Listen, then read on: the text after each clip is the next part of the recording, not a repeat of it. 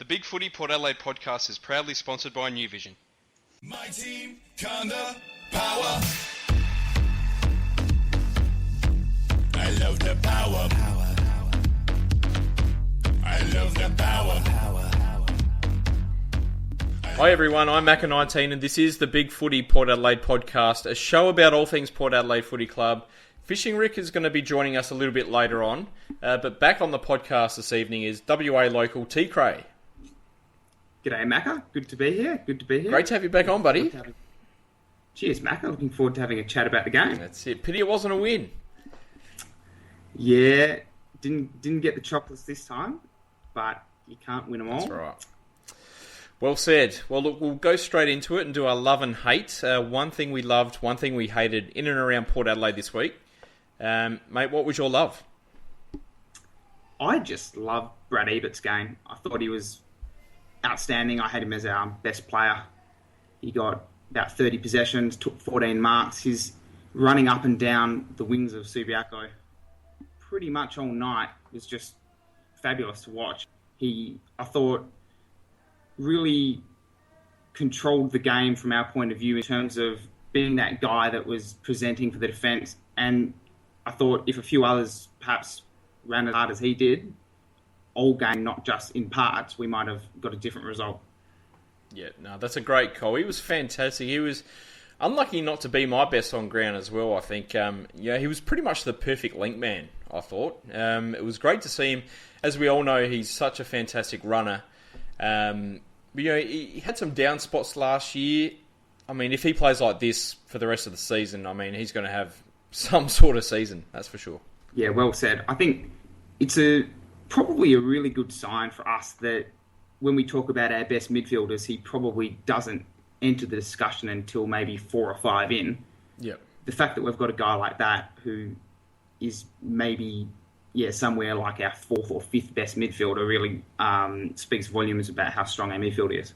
That's right, absolutely. Look, my love was Chatty Wingard. You know, he didn't play a game in the pre-season. I wasn't really expecting him to do much outside of playing as pretty much a standalone sort of really deep forward in the forward 50 crummer.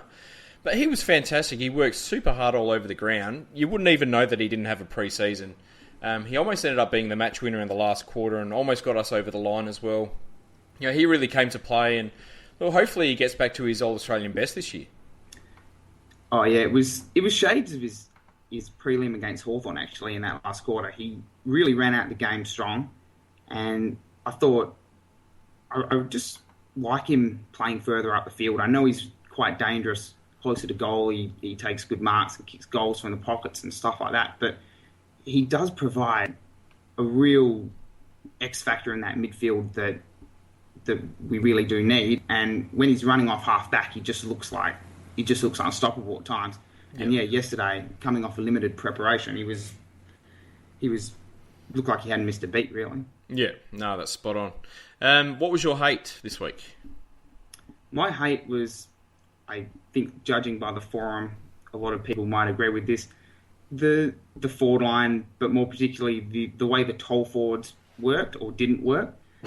We had, it's a bit like that. You had Jay Schultz and Johnny Butcher playing there for the majority of the game. Westhoff and Paddy Ryder sort of pushing forward at times.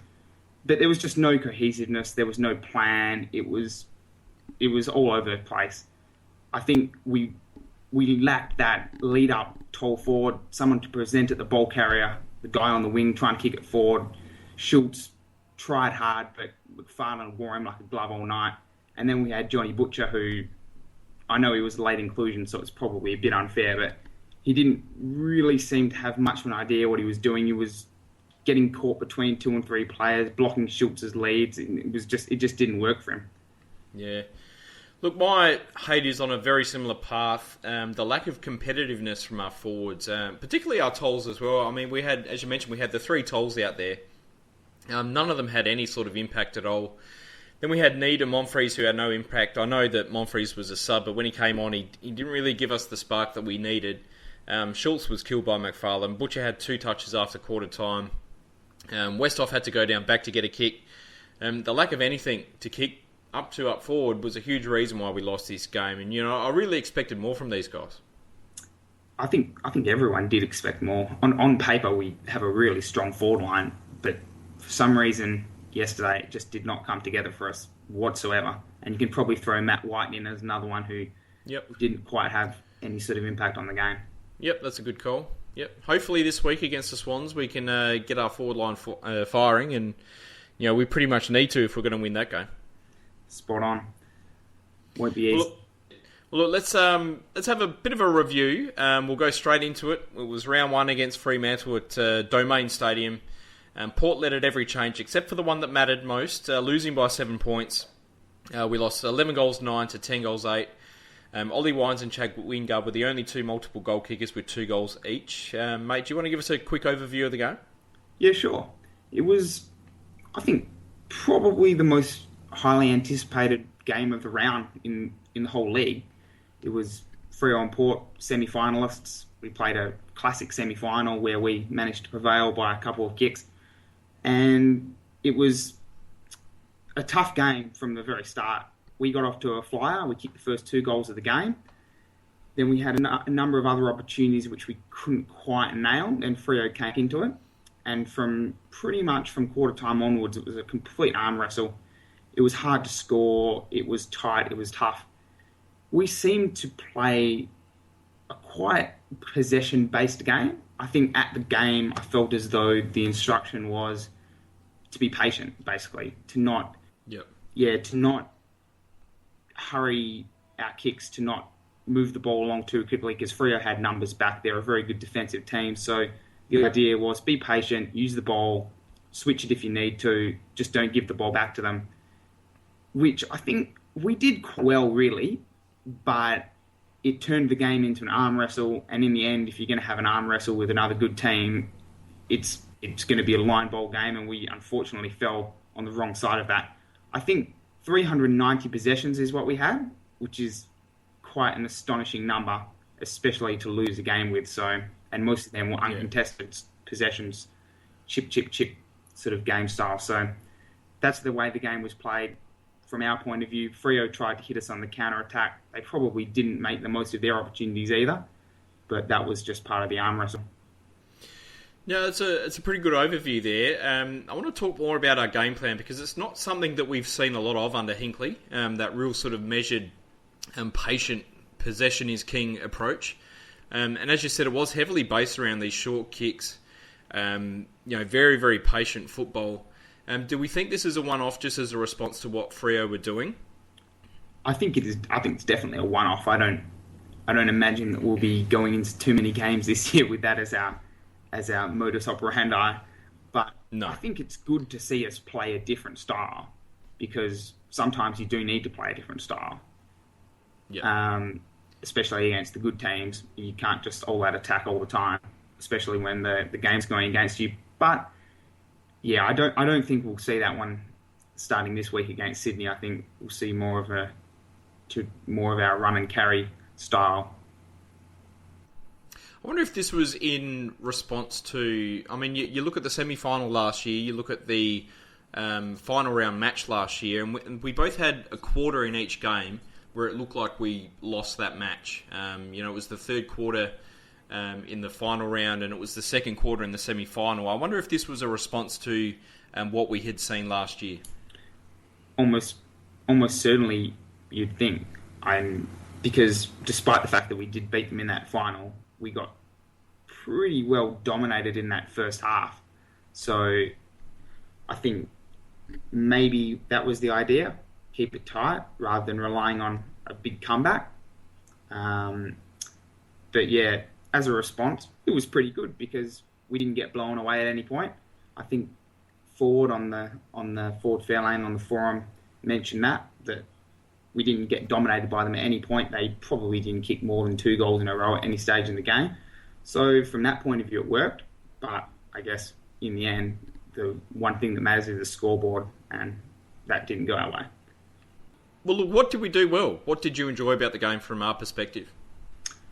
What did we do well? I thought at times we defended quite well as a back six. I thought most of the back line had a good game. Tommy Jonas, Jarman Impey on Ballantyne was sensational. And Then there was Alapate Carlisle before he got injured. Jackson Trengove coming back from his shoulder operation. He was another who didn't look like he missed a beat.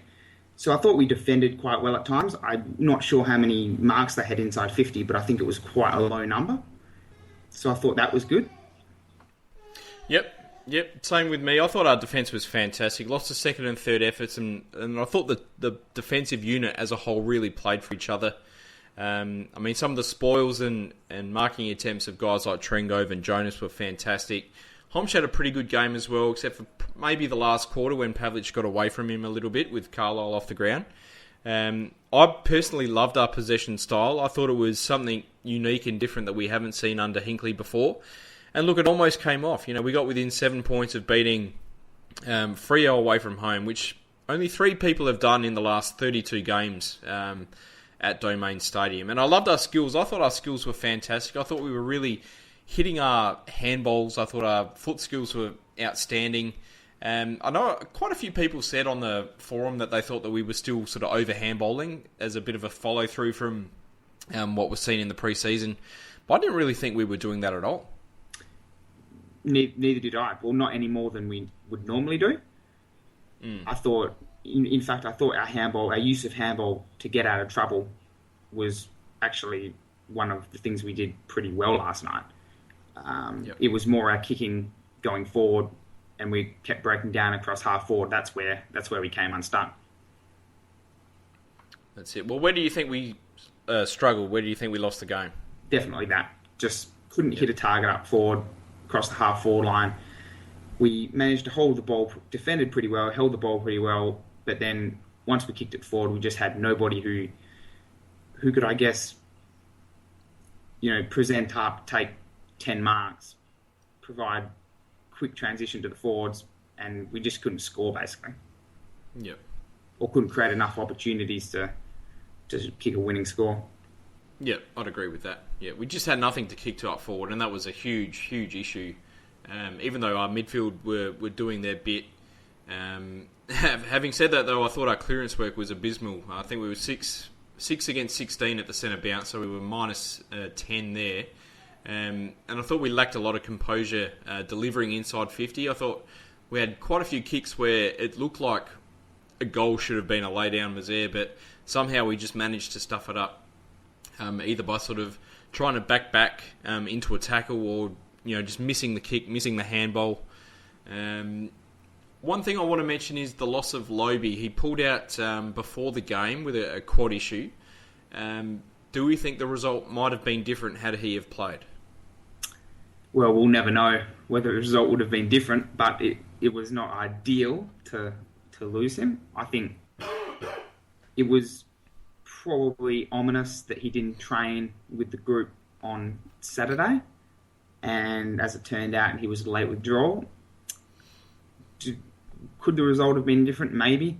I think Sandilands absolutely destroyed us in the middle, especially when it came to the centre clearances. We got absolutely smashed, and the ones that we did win, we had to work bloody hard to win the ball back from his original tap. Lobe's record against Sandilands isn't that fantastic, I think, but it would have been good to have both Lobe and Ryder able to alternate and save the energy, I guess. Maybe would have provided a better contest. Yeah. I think this was actually Ryder's first time going up against Sandilands head-to-head. I don't think they've actually met before as lead rucks, which is quite interesting. I'm not sure Ryder was as effective as what he probably could have been if he was the second ruck, and if we had Lobe sort of jumping into Sandlands, for the first sort of 15 minutes of every quarter, and then having Ryder come in. It just seemed that everything that Ryder tried, whether it was jumping early or jumping into him or just 100% going out for the tap, nothing seemed to work in his favour. No, it didn't, and it was a tough first game for him for the club. I think he's got an interesting style, Paddy Ryder. He likes to run and jump at the ball, which is a little bit different from Loeb's. Yep. But yeah, it just didn't work for him. But he's not the first or last guy to be beaten by Sandlands. No, that's right. He's a big unit and he's hard to get on top of. But again, I think you could really tell when Sandlands went for a rest towards the end of the quarters and things like that, that we suddenly became a lot more competitive around the stoppages. And it's just telling in the end their ruck dominance. Yep. No, that's right. Well, I guess that's why Sandilands is one of the best ruckmen of his generation and a multi-All-Australian winner. So, he was probably their best player or certainly their most influential, I think. Do you think we took too many underdone players in? I'm talking about guys, not even the ones that were injured, but also guys that hadn't really had that much of a very good sort of pre-season. Guys like White, Need, Schultz and Westhoff had pretty poor pre-seasons as well. Do you think that played a bit of a part? Yeah, maybe. I think that the guys that were injured in the pre-season, we're talking about Trengove, Hartlett, Wingard, yeah. I thought they were pretty good, but yeah, like, as you said, it was more the guys who looked a bit out of touch in the NAB games that seemed to struggle. So maybe that's just a natural. Some players will ease into the season and some are firing from the start. Hopefully guys like Westhoff and Schultz sort of work into it in the next few weeks because we're going to need them to. Yep. But yeah, in hindsight, could have we played a guy like Aaron Young who looked in really good touch in the NAB games? Yeah, maybe. Yeah, I mean, I guess it's one of those sort of 6 of one, half a dozen of the other now. I guess you never really know, but I mean, maybe going in with Jakey Need, who'd struggled for touch in the pre-season cup. Maybe going in with Matt White, who'd also really not really had much of a kick in the 3 pre-season games. Maybe that was a mistake. I guess you never know, but I guess in the end you've got to back the team that won your finals last year, and Whitey and Needy were part of that. So I think from Hinkley's point of view, I don't think he'll be second guessing himself in that regard. No, and he shouldn't. He shouldn't second guess himself. No. How good is Ollie Wines? What a game by Ollie. I think we all love Ollie. There's no doubt about it. In that first quarter, when he had that one-on-one with Walters on the wing and he just bowled him over like he was a little child and ran away with the footy, that was just amazing to watch. And kicked a couple of good set shots when others were missing them as well. He's just an absolute star, and he's only going to get better. That's the scary thing. It's insane that he's still only 20 years old, and just coming into his 3rd season, his 50th game. It was an absolute ripper to celebrate that fact. And once again, he kicked a clutch goal at the end there, which he did in finals the last 2 years. I think he's up for a massive season. If last night is anything to go by, he'll definitely be in a 2-way or maybe 3-way battle for the best and fairest with Boak and Gray, and all Australian honours maybe not out of the question because he's just that good. And yeah, I mean, there's not much more you can really say about him. He's just I can't remember anyone apart from maybe Judd and Selwood who have had a better first 50 games. No, that's a fair call. That's a very fair call. Jarman Impey looks to have improved his defensive ability quite a lot, and also his composure under pressure, I thought, as well. That was, in my opinion, by far his best game of AFL football. Yeah, I'd agree with that, Macca. I think he's our Ballantyne killer. That's what he's known for at this stage of his career. He's done the job on Ballantyne on a number of occasions. He's always, since he came into the team, been a really good defensive player. He's got the speed to close down a good forward like Ballantyne. He's good in the air. He's good on the ground. The one question mark has been his disposal, but I think based on last night, he is improving that. And I think once he tidies that up, he can actually become not only a good lockdown defender, but a good player in terms of our rebound, running off the back line, because he does have pace. Yeah. So I'm looking forward to seeing his development throughout the year, and hopefully by the end of the year we look back and he's locked down a spot in our team, because there's a spot there for a small defender, and he looks like Ken's going to give him the first crack at it. Yeah. No doubt. I think there was probably quite a few people that maybe questioned his selection last night, maybe thought that he wasn't quite ready. But I thought he absolutely came to the party, and he was well in our best players. And to keep Ballantyne to 5 kicks and pretty much only 1 goal was his fault. You can't really call that last minute goal where Jasper got tackled. And Ballantyne ended up with an easy goal, anything to do with Impey. But he had a fantastic game, and as you said, I'm really looking forward to see what he can do for the rest of the year. Do you think our loss is any sort of cause for concern? I don't think, in terms of the way we played, I don't think it's a cause for concern. I think that we would have beaten maybe 14 or 15 other teams last night, but I don't think that if we're talking about competing for top 4 grand finals, premierships, I'm not sure that honourable losses really do cut it. And we have a really tough first 4 or 5 weeks of the season. So I think it's cause for concern from the fact that we've dropped 1 and we've got another 3 or 4 tough games coming up. And we need to get on the board soon because you don't want to be chasing the season too early.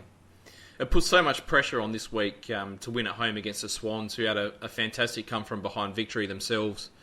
It puts a lot of pressure on us to deliver this week. I'm not probably all that concerned about the loss itself. I thought we played quite well. I thought both teams played really well. And unfortunately, someone's got to lose these games. Sadly, it was us last night. But as you said, had we played like that against 14 or 15 other clubs, then we definitely would have come home with the points. Yeah. I might actually throw a question back at you, Macca. Does it at all concern you that our record in close games over the last 12 months or so? It's probably been a bit disappointing. Yeah, absolutely. Especially after all the good work that we did in 2013 in Kenny's first year, where we had so many come-from-behind wins. We've kind of lost that aura over the last couple of seasons, where, and it was certainly something that I mentioned a lot on the podcast late last year, was our composure in tight games, and our composure in the forward line, kicking the goals that we need to kick, that sort of thing. I don't think we really missed any sort of absolute gimme goals yesterday that probably cost us the game. But yeah, absolutely, I think it's a cause for concern. At some point we've got to win these games, and whilst it's good to come from behind in finals, like the semi-final last year, there was probably 5 or 6 other games last year where you just thought, geez, it would have been good to win that. Yep, and I think that's kind of the feeling at the moment. It'd be nice to win one of those close ones. That's the real sort of thing that I'm taking away from this. It was just like one that got away. You just thought, I don't know, I was just completely bummed after the game. It was just like, so close. God, it would have been good to win that. Just to win such a tough, hard game in round 1 away from home would have been awesome. But, nevertheless, we move on to next week and hopefully we can get the job done against the Swans. Yep, back at Adelaide Oval. Hopefully there's a big crowd and the boys can get over the line against the Swans. Well, who were your top 5 last night, mate? I had, my best was Brad Ebert. Yep. Then I had Ollie Wines, Robbie Gray, and then I had Jared Pollock, who I don't think we've mentioned him yet. He was sensational. Outstanding. I think he's probably one guy on our list who has some real scope for improvement over the next couple of years, and it was good to see him play so well last night. And I also thought Chad was really good, especially coming back from that knee op. He was really important for us. Yep. No, I like them. Yeah, for me, Ollie Wines was best on ground. Just a massive monster performance. Started off the game with a bang in the first quarter. I think Subban went on him in the second quarter and shut him out a little bit, but then came back in with a huge second half, kicked a clutch goal in the last quarter there. Would have been the match winner had we got over the line. But what a performance it was. Jared Pollock, as you said, we hadn't mentioned him, but I had him as second best on ground. I think far and away his best game of AFL football. He barely wasted a disposal, and I thought his run and carry was absolutely critical at times throughout the game, where it looked like we were getting bogged down at times with that sort of patient style. and Jared was pretty much the only player sort of coming through and breaking the lines and hitting those targets with sort of second, third and fourth efforts across 100 plus metres. He was brilliant. Brad Ebert, as we've already spoken about quite a bit, he was fantastic. Jarman Impey I had as fourth best with his job on Ballantine. And Jackson Tringove I thought was excellent at centre-half back and really controlled that back line, made a number of crucial spoils, and really controlled the game on Clark there. Yeah, I mean, and there's probably another 4 or 5 that deserve to be mentioned as well, that we haven't really spoken about at length. Robbie Gray was great as well. Yeah, can't disagree with any of that. I mean, it probably says a lot about how well we did actually play, even though we lost, that we can so easily name those players who had outstanding games. Yeah, that's it. Well, look, let's have a quick chat about the rest of the weekend. Across the rest of the AFL, what sort of piqued your interest most in round 1? I thought the game that maybe came as a bit of a shock to the system was the Gold Coast Melbourne game. Yep. I think most people expected the Suns. Ablett was named to play. I think, Rodney Eads' first game as coach, I think everyone expected them to step up and win that game quite comfortably. Yep. But pretty much from the first bounce, that was not going to happen.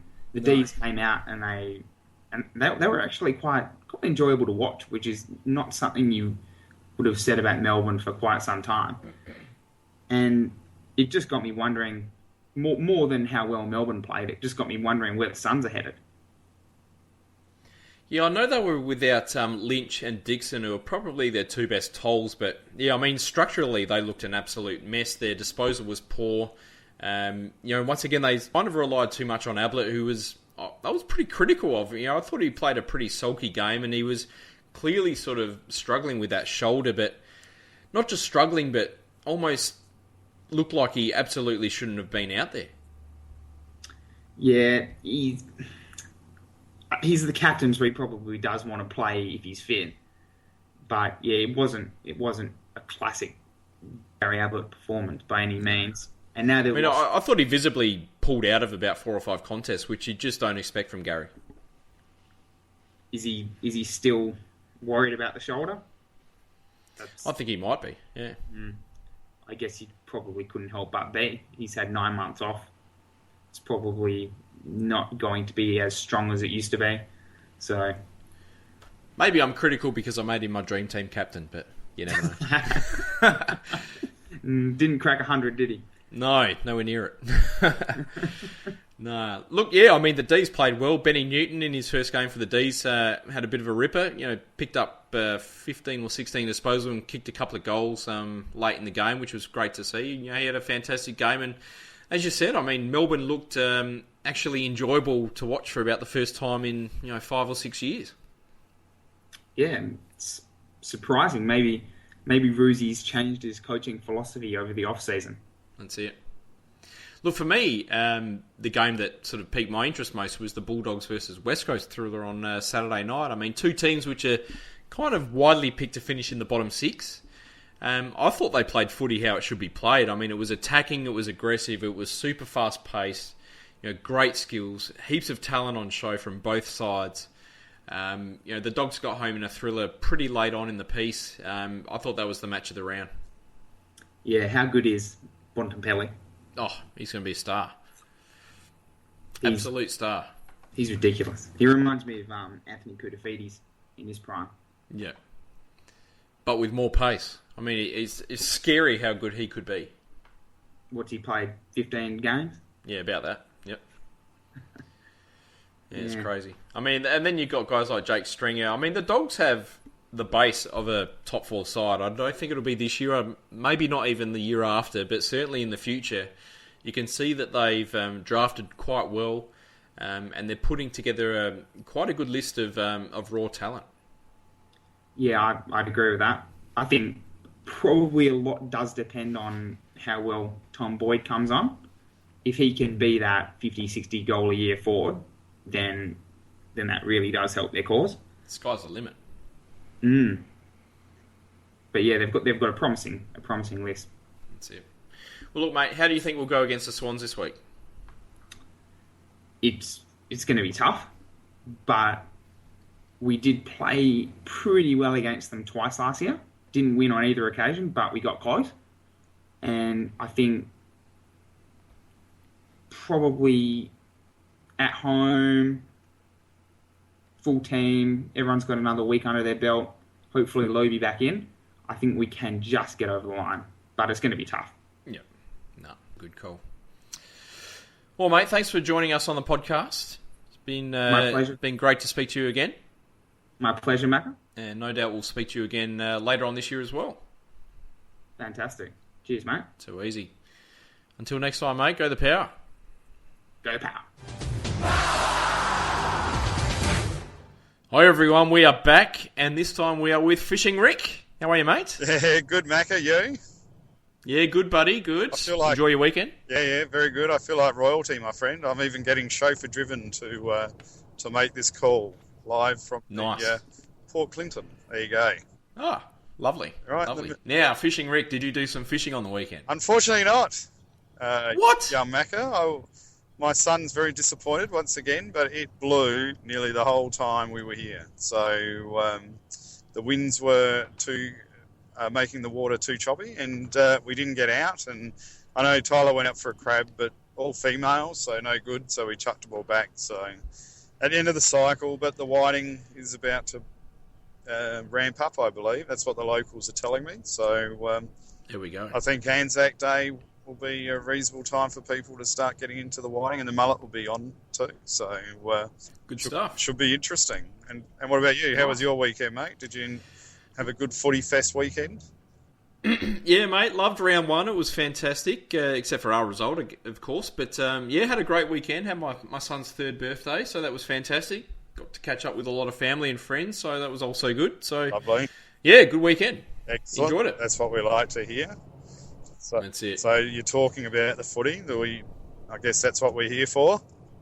Absolutely, mate. Do you want to give us your love and hate for the weekend? Well, I guess I love the fact that Chad Wingard and Jackson Trengove, coming back from such little game time, were still able to be influential players in the game. Chad had his moments, and obviously he did better than what I expected, to be honest. I thought he wouldn't have impacted the game as much as he did, and I thought Jackson was just consistent throughout and didn't really get beaten that often, and really showed strength at the contest and at the body, and did his job very well. Look, I guess that's a good call. I guess our hate. Good call. I didn't really like our game plan, Macca, which I'm sure we'll have a chat about Okay. shortly. Yep. But it was quite noticeable that I thought we weren't playing our natural game plan. It was an un-Hinkley-like sort of game style to me, and I guess I won't be too harsh because it's round one when we have a bit of a chat about it. But I was a bit disappointed, and what I was probing you and Tribey in the preview really sort of came to fruition, which was what I was concerned about. Okay. Yeah, well, you read my mind, mate, because my love was Chad Wingard as well. So you picked well. Well, how about that mark in the goal square that he got whacked? That was amazing. He just got up, no dramas, and he might have, because I didn't have the Foxtel, and the Channel 7 feed's always hopeless, but I didn't see a replay. Right at the end of the game, he sort of had a mark in the goal square, and it got overturned. Did you see what it was overturned for? I think it was a bit of a push in the back. Oh, I must have missed it. Was it an obvious one? I thought he was a bit unlucky. Oh, I thought it was one of those ones where it could have gone either way, but you couldn't really blame the umpire for calling it. Yeah, I don't think. Yeah, fair enough. And what about your hate? What didn't you like? Oh, my hate was the lack of competitiveness from our forward line. Yeah, I think that's fair. And I think everyone's been a bit harsh on John Butcher, to be honest. He seems to be a bit of a scapegoat. Yeah. Because Yeah, I mean, he had a poor game, but I think Schultz and Westhoff probably had worse games. So, well, that's exactly right. I mean, at the end of the day, the Butch is our third key forward in that forward line, and Schultz and Westhoff are our two go-to guys, and they all struggle, which I guess is credit to Freo, and I think a bit of that game plan that I'm talking about. yeah. Well, mate, do you want to give us a quick review of what you thought of the game? Yeah, well, I had a couple of beers before the game, and so I was all excited. Of course. And, I was on a alcoholic high, expecting a victory. But I just thought, look, I guess if I cut it simple, I thought individually our players were pretty good. And I noticed post game I ventured to the car to just to hear what was being said on the radio, and they spoke about the great disposal efficiency that we had as a team, and Ollie, and they were interviewing Ollie Wines, and Ollie was saying it was probably too high and it was a bit too conservative, and that's sort of what I got out of the game. I mean, we played a possession game for the bulk of the game. I didn't think we played our normal hard running game style, and I guess maybe we were over Sanderland conscious with him, especially dropping back behind the ball, but I also thought that with our game plan we seem to be still overusing the handball. I haven't been able to read the boards because I've been away, but I don't know if REH has been bringing on about the UFH, but he has a little bit. Yeah, he has. Yeah, well, I thought again, if you think back to in our prime last year, when we were handballing to players on the run and in an aggressive manner, so either forward or on a 45-degree angle. A lot of our handballs this pre-season and coming into this game were either sideways handballs or behind handballs, and so look, I mean, but it was a great contest. I mean, and I'm being very harsh, and I think, and it's fantastic that our club has been able to lift the standards so high that honourable losses like this for a lot of supporters, isn't satisfactory, especially when we had an excellent opportunity to win the game. And I'll pose this question to you. I mean, coming into three-quarter time, we had the lead, and we started the last quarter very well, and we still had the winning margin. Were you thinking, here we go, we're going to run over the top of them? I didn't think we were going to run over the top of them because it wasn't that sort of game, but I thought we would hold on. When Ollie Wines kicked that goal, I thought, we might kick one or two others and go out to sort of, like a 15 to 20 point lead and maybe win by 10. But then, of course, Pavlich goaled sort of 30 seconds after that, so that sort of nullified Ollie's goal, and then they sort of got on top of us from there.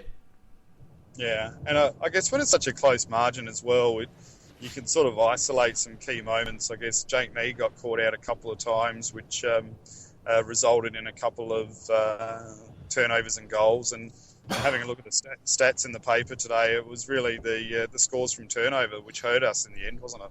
Yeah, absolutely. Yeah. But well, look, yeah. I want to talk a bit more about the game plan. I mean, as you said, it was heavily based around short kicks. Possession was king. It was a very measured and patient approach. As you've said, it's completely different to what we've seen under Hinckley before. Do we think this is a one-off as a response to Freo's game? Well, I would hope so. I would assume it was interesting, because I don't really get the paper anymore, so I don't look at the stats, but the advertiser, I've got to say, they have fantastic stats in the paper. So it was noticeable. One of the stats, which I haven't really seen easily accessible, was the metres gained. So Freo had about nearly 350 metres gained on us. So there's that. Yep.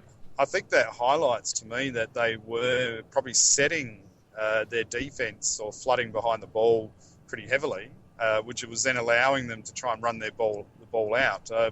I thought there was an improvement from us there where we didn't really have those transition goals, which they got against us in the semi-final, which we discussed in the preview. But, I think we just seemed to be worried about just bombing it long into the forward line. And we just sort of walked away from our quick running play and delivery into our forward line, which was, to me, it reminded me of when we were in our rut in last year. Mid-season slump when we had a couple of injuries, and we really started playing that slower, chippy possession style game plan instead of running with the ball. Yeah, look, I actually really liked the way we played on the weekend. I thought it was a considered approach to try and sort of squash, Freo's influence on the game, and it almost worked. I mean, it almost came off. Yeah. The thing I liked about it most was I think it was in response to, and I mentioned this to Teekray, I think if you think back to the last two games that we played against Freo last year, there was a quarter in each game where they just absolutely blew us out of the water. And I think us playing that sort of possession-style game plan was in direct contrast to try and squash that. Yep.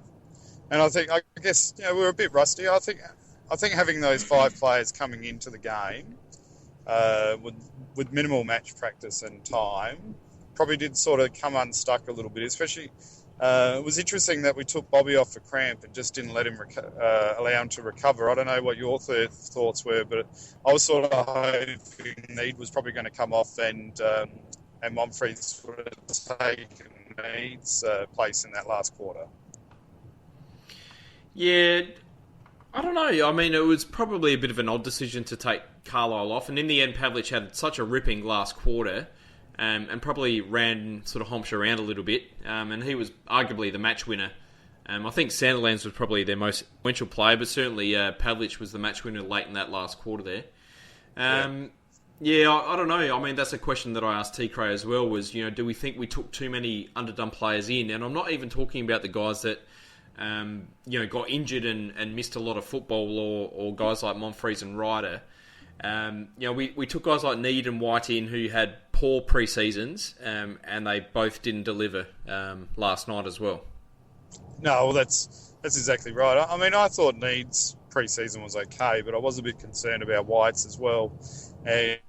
Look, this is the worry for me. The last 2 years, we've really been such a hard-running side at the start of the season, and we've got our full-strength side, and it's noticeable that that's not the case in nearly all the games that we've played, that we don't seem to have that same running ability. So I don't know if the pre-season workload's been different this year and they've scaled it differently, but yeah, just something seems different to me. And as I said to you on Thursday, I seem to be a little bit worried that we seem to be looking for someone to flick that switch instead of just going in and hunting and doing what we need to do. But it's really hard, I guess, because it was a bloody good opposition away from home, and we pushed them quite far, like you said. That's it. I mean, there wasn't that much. I mean, it's rare to see that much intensity in round one. I mean, that was almost like a finals game. It is a bit of a cliche, but that was really like a finals game. Well, I know we're going to talk about this a little bit later, but it was almost the pick of the games. I didn't get to see them all, but from the ones that I saw, it was, the intensity was up there. It was competitive. Tackling intensity was up. But I mean, there were a couple of other stats which I thought was surprising for us as well, which resulted in that possession game plan. We only had 42 inside 50s, Freo 61, which is very low for us. I mean, last year I think we were tracking between 55 and 60 nearly every game. But our tackle count was up, so we had the intensity at the ball carrier there, which was quite good. And I agree with you. I thought Sandilands really dominated the game for Freo, and we just didn't have anything to counter that. Do you think we've lost our killer instinct? This is something that Teekray brought up. Our lack of close wins over the last 12 months. Have we lost our killer instinct? No, I don't think we lost our killer instinct. Well, what are you saying? We're flat track bullies? No, not flat track bullies. Just when push comes to the shove in close games in 2014 and so far in 2015, we haven't been able to deliver. We delivered in the semi-final against Freo. Yeah, that's probably the only one. Oh, that was the most important one, though. But yeah, look, I guess there's, as I said, this game would have come down to moments, and it could have been, would have been, should have been. Matty Pavlich was lucky with a couple of free kicks that he got, borderline holding. So I don't know. You got to be in that position. You're never going to win every close game that goes around, but if you're putting yourself in the position to at least be in a chance to win the game, well, that's good. I think my problem with us last year was not being lack of killer instinct, but sort of dropping too far behind and then relying on us to steamroll the opposition in the last quarter to come home and win. And you know, that's what failed us against Hawthorn as well. So I think sometimes we leave our run a little bit too late.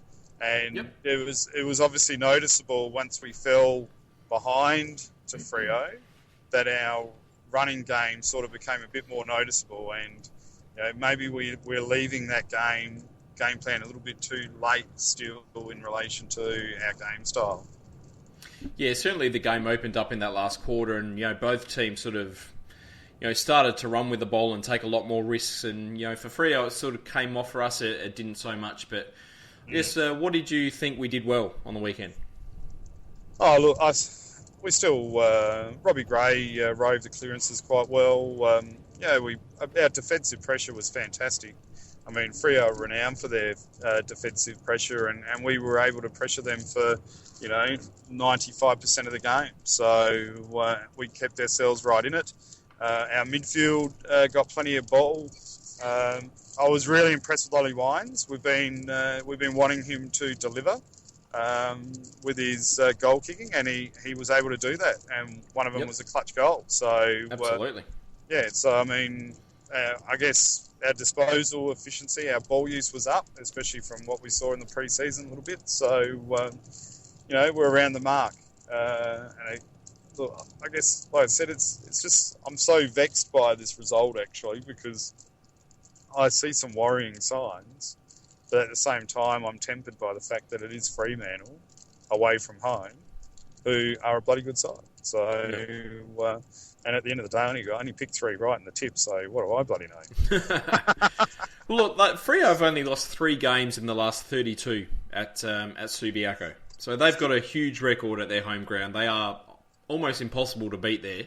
We luckily did in the final last year, and that they would have had that in the back of their mind that they wanted a little bit of revenge, and they probably got it last night. Yeah, look, that's exactly right. They had that little extra spur, and our boys knew that. So look, I guess I'm not going to throw all the bathwater out of the tub just yet. It's just this is where our first 5 weeks just become such a challenge, though, doesn't it? Because it doesn't get any easier now that we're up against Sydney this week. And this has been our concern as a supporter base that if our boys are a little bit off or just behind the 8 ball, there's no let off or easy game. And we could quite easily be Norton 2, Norton 3, Norton 4. So, but I think the boys will be better for the run. And I mean, well, what did you think about our run in the last? I don't reckon we had this. We don't look like we've got the same fitness this year as what we did in the last 2 seasons coming into round 1. That's for sure. I think when you come in with 5 or 6 guys that had literally no pre-season, then that's going to happen. I think. Yeah, and I think because I mean, you looked at guys like Needy, guys like Whitey. I mean, they were running on the spot in that last quarter. They were absolutely stuffed, and they weren't the only ones. I mean, and if we're talking about what we did well, what about what Brad Ebert did well? I mean, his running for the whole game was just amazing. He fit and firing, ball winner, getting uncontested possession because he was running for the ball. A great leader's game. And what about T-Boke? Did you think he was a little bit down? Hard to say. I mean, his numbers were huge, but I don't think he had the influence that we normally expect from Travis Boak when he has those sort of numbers. Yeah, and this is where, again, the game becomes a little bit vexing because, I mean, you look at it, I mean, Travis got mid-20s, you got Robbie Gray, 31, Brad Ebert, 34, Ollie Wines was right up there. So it was probably our second 12 players where we probably lacked a little bit of output, I guess. But, all our major ball winners. I mean, Robbie Gray started, like he finished last year, which is, I think, a very good sign for us as supporters. So, look, we're around the mark. I think our patchy form that we sort of illustrated in the pre-season just sort of came through at the end there. So, this week we would want to see an increase we have to see an increase in our game plan for this week and our running ability and see where we go. Is our forward line a bit of a concern? Because Jay Schultz and Justin Westhoff both had poor pre-seasons. Johnny Butcher came in, didn't really fire.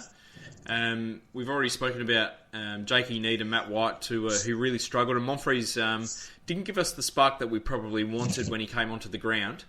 Is the forward line a bit of a concern? Oh, look, I don't think so. I think Aaron, with hindsight now, I think Aaron Young probably would have provided us a little bit more than Jake Need. If Matt White's playing that half forward role, I guess that's probably questionable as well. But who do you replace him with? Because he does have that speed factor, I guess. And I think Freo are a good side, and I think our tall forwards were just a victim of our slow ball movement. They were very. They were going to be coming up against two defenders the bulk of the time because we were trying to do the precise pass and delivery. It was sort of almost the old Choco-esque 2008-9 sort of game plan in a way. The purest sort of game plan that you hope to deliver, that you're going to have that perfect football, but against the quality sides that apply pressure are very difficult to execute. Yeah, as you said, we had quite a slow, measured approach, but I thought there was one player that really stood out as taking the game on and running the lines and all that sort of thing, and that was Jared Pollock. Yeah, I don't know if you saw my comment on Facebook, but I thought he was amazing. And when I saw your best players, I commented that I thought at the time I gave him best on ground, only because to me he was the one, probably you could argue Brad Ebert as well, that was representing of taking the game on at every opportunity. Every time he got the ball, he ran. And I don't know, did you notice, Macca, that he seems to be a lot more difficult to tackle this year? Yeah, well, as we spoke to Rondo on last week on the podcast, he said that he was one of the keys in the gym this off season, and I think you can tell, he's a little bit stronger through his core, and he is starting to break those tackles when someone comes at him. Well, I think I can only remember one, maybe sticking, max. Yep. I think he was able to break those shackles the bulk of the time, and like I said, he was getting a fair chunk of contested ball and breaking the lines and providing runs. So, he's a great pickup, and yeah, he really was a fantastic player for us. And that's where, again, this is where it's really weird, because I don't think there's a right or wrong answer. There was not one real ultra standout player for us last night. Everyone was sort of very similar with their performance at different times. Yeah. No, that's a good call. Who were your best players, mate? Yeah, well, look, like I said, I had Pollock last night. I might have been a bit harsh on Ebert, but so I might be changing it a little bit here. I'm actually going to still stick with Pollock. I thought he was great for the whole game. Brad Ebert was fantastic as well, and then you've got Ollie Wines also that was right up there. And I guess I'm sort of shortchanging Robbie Gray because, but I guess he's set the bar so high. But then I've sort of changed it a little bit, and I've got Trengove and Chad Wingard for fourth and fifth because, especially with their limited pre-season, but what they were able to do and influence the game. I mean, Trengove was excellent and nullified everything, and Chad, was influential with 2 goals. And well, I actually was really impressed with Homch. I thought Homch had a great game for 3.5 quarters, and he was a bit unlucky. Pav kicked 2 goals on him in the last. And I think that might have been the difference between us winning and losing, Alapati coming off, because we did seem to lose a little bit of structure there, and Alapati had a very solid game. But I thought Homch was fantastic, and there's games where you would have seen those 2 free kicks that he had against him not called, and it would have just been play on. So he's becoming a very, very reliable defender for us. No, that's it. Well, Sydney this week, how much is riding on this result? Well, it becomes massive now, doesn't it? In the preview, I thought that this game was really going to be a platform for our season. And, I've spoken numerous times on my blog about the players having to meet expectation. Well, the pressure is going to go up a little bit now. We're going to get, with the tough draw, we might get a couple of free rides, but the pressure's going to be turned up a little bit if we're Norton too. So, but I think those boys, Ryder, the two, Chad, Trango, Momfries, Hartler was a little bit hit and miss last night. And what do you think of Paddy? What did you take of his first game in four colours? Look, I thought he tried his heart out, absolutely, and there were moments around the ground where I thought he was really, really good, but he really did struggle in the centre clearance, and Sandlands is just that hard to beat, and Ryder tried 3 or 4 different strategies on how to get around him, but none of them worked. I mean, it was just one of those games. I think that's looking at their history. I think that's the first time that he's actually gone up against Sandilands is when they've both been sort of lead ruck. Yeah. So it'll be a good learning experience for him for next time we face Freo. Absolutely. I actually thought he might do it right because Jacko, when he went in ruck last year against Sandy with his leap, was able to do okay. So it might have just been an opportunity for Paddy to just see how he positions himself in the ruck contest, and he might be better for the run. But you could tell he was a little bit rusty, and but he showed a few signs, and I've obviously omitted talking about Lobie at all not being there because Freo had a few players coming back from injury and a few players out, so I thought we were very similar in terms of personnel available and skill set and class. So we really had no excuses with Lobie missing the game. Yeah, no, that's fair enough. Well, look, across the rest of the AFL, what piqued your interest, mate, this weekend? Oh, I reckon I'd have to probably go Melbourne beating the Gold Coast. Yep. I reckon that's... I tipped it, so that was one of the only tips I got. How many did you get this week, Macca? 5 or 6, I think. Oh, well done. 6 or 7, maybe? I don't know. Yeah. Well, I guess the most noticeable thing was it was probably a few blowouts. The Crows decimated North Melbourne, who were just absolutely hapless, and again touted as a premiership side, and they come out and get belted in round 1 by 70 odd points. Disgraceful. Geelong, I guess everyone's singing they're on the slide, but maybe today showed it. But yeah, I thought Melbourne standing up and proving to Gold Coast and the AFL world that maybe they're going to have to be taken a little bit more seriously this year. Yep, no, that's a good call. That's what Teekray had as well. Did you watch it? I did, yep. Gold Coast were shambolic at periods of that game. How was our former player, Ben Newton? Did he have much influence? Yeah, look, he had a pretty good game. He had, sort of 16 or 17 touches and kicked 2 goals, kicked a couple of great goals, and celebrated like he just won a grand final. It was great to see. Yeah, fair enough. He went off. It was great. No, he played really well. It was a good performance, and look, hopefully for him, he can back that up and keep doing that throughout the rest of the year. You can't blame the guy for wanting extra opportunities, and I can see a reason why he wanted to go.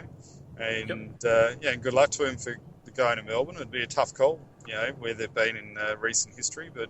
I heard a bit on the radio that Hogan and Vandenberg sound like 2 good forwards for them as well. Yeah, Vandenberg had a pretty good debut. He played well, and Jesse Hogan as well. He's just a big lump of a lad, and took some really strong marks and kicked 2 goals. And Melbourne, as I said to Teekray, Melbourne were watchable for the first time in about 5 or 6 years, and Gold Coast, they've just relied too much on Gary Ablett, who played a really poor game and. Just looked completely vexed about what to do with his shoulder. Yeah, he got slammed pretty hard too, didn't he, with the a couple of tackles that I saw in the highlights. So, he's had about, 5 months out of the game. So, it shows that he is fallible. And, I'm sure Gold Coast will be better for the run. I guess that was probably the noticeable thing out of this round, including us. I think there was a lot of teams that just needed a run for points. And obviously you had Essendon, Collingwood, us that ran out of gas, just to name a couple. There was a lot of teams that the end of the last quarter were knackered. Yep, absolutely. And what was your game of the round? My game of the round was Western Bulldogs versus West Coast. I thought it was a fantastic game. It was how football should be played. It was fast, aggressive, attacking, great skills, lots of talent on show. It was just a brilliant game of footy and an absolute thrilling result. And how was the $1 million man, Tom Boyd? Did he kick 10 goals? No, he didn't do much. No, he sort of struggled for touch, I guess. He's still only young. I mean, he's only, 19 or something. And, he kicked a goal, took a couple of grabs, and that was it. But, it was pretty much the Marcus Bontempelli show on the weekend. Yeah, he's going to be a gun, isn't he? Every time I hear his name, I think of Mish. Yeah, that's it. Yeah, no, he called it. No, he did, call. didn't he? And look, it was great to see... it sounds harsh, but it was great to see Geelong get thrashed today as well. I think their supporters have often sort of championed the next group coming through, but I just don't see it being there. I think they're going to be in a world of hurt in a couple of years' time. Yeah, I think so too. Especially when you got Bartel and Stevie J. I think footy clubs rely on the fabric of a couple of spiritual leaders. So for us at the moment, it's probably Gray, Trengove, and Boak that are in their prime, and Hawthorn, it's probably Hodge and Mitchell and Roughhead that are their leaders. I think it just shows once you lose a couple of those leaders, and we lost them with our club, and I mean even if you go to the second tier comp, I mean look what the Gowans were able to do at Central Districts, and then once they left, how the culture changes. I think Geelong's might be on that downward spiral, and we all think it's going to last forever, but the wheel does turn eventually. It never does. No, they've got 9 players in their first 18 who are 30 years or older. So, when they sort of retire in the next sort of 18 months, 24 months, I just don't see them having that class coming through, and I think they're definitely going to be a bottom 4 team in a couple of years' time. All right, mate. We might leave it there for this evening. Too easy. We back to a normal schedule this week, I take it. Only Friday night game. Good work. That's it. Exciting times, and obviously you'll be down for Port Sydney. Yep, absolutely. Can't wait. Can't wait to see them in action. Yeah, it's we won't spoil the preview, but I guess it's going to be a massive midfield battle, isn't it? It is. Yep. All right, mate. You have a great evening. You too, buddy. Until next time, go the power. Go the power. See you, people. Wicket change to Sean Burgoyne, who delivers beautifully on the chest of Thurston. Pickett with the